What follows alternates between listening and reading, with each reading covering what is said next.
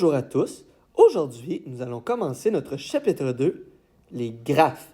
Tu as vu au dernier cours, je t'ai déjà distribué ton cahier de notes de cours.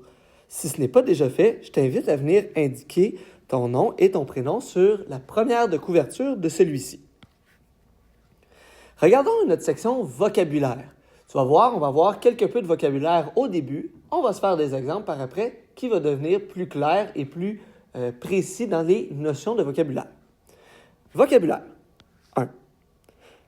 Un graphe correspond à un ensemble d'éléments et à un ensemble de liens entre ces éléments. On va regarder quels sont les éléments dont je te parle ici un peu plus loin. Dans la représentation graphique, lorsqu'on est en présence d'un graphique, les points, on va les appeler les sommets. Et on va les identifier soit par une lettre. Soit par une lettre, là, tu peux t'imaginer A, B, C, D, ainsi de suite. Soit par un nombre, donc 1, 2, 3, 4, ainsi de suite. Ou par un mot. Par exemple, on aurait pu appeler ça Montréal. On peut appeler ça Sherbrooke. On peut appeler ça Québec, ainsi de suite. Puis, ça correspond aux éléments de notre ensemble, de notre graphe.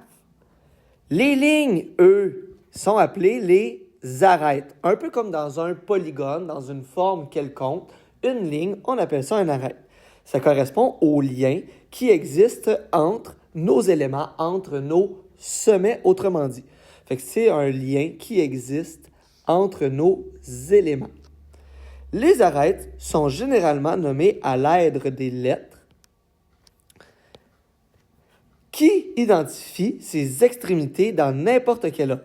Par exemple, l'arête AB peut être aussi écrite par BA ou même par AB ou BA. Fais attention, là, la seule différence, si tu es observateur, c'est le trait d'union qu'il y a entre les deux lettres. Continuons avec nos petits exemples. Dans le graphe ci-dessous, je te demande quels sont les sommets. Évidemment, les sommets sont A, B, C, D et E. Fais attention, même le sommet E fait partie de ce graphe, même s'il n'est pas directement connecté, relié par une arête.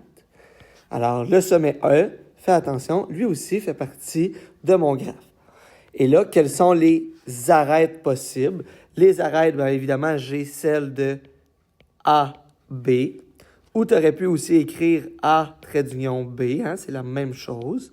Tu as l'arête BC, tu as l'arête CD. Ou tu aurais pu aussi écrire l'arête DC, l'arête CB, puis finalement l'arête BA. C'est la même chose. Regardons notre deuxième exemple juste à côté, ici. Dans le graphe ci-dessous, quels sont les sommets? Cette fois-ci, les sommets, on les a appelés par des nombres, par des chiffres qu'on a ici. Alors, j'ai le sommet 1, 2 et 3, qui sont mes sommets de mon graphe qui est juste en dessous. Mon graphe, là, je te rappelle que ce sont un dessin qui sont avec des sommets qui sont représentés par les points qui sont juste ici, ainsi que c'est relié par des arêtes. Regardons justement nos arêtes. Les arêtes que j'ai ici, j'ai l'arête 1, 2, puis j'ai l'arête 1, 3 ou 3, 1, dépendamment comment tu préfères l'écrire.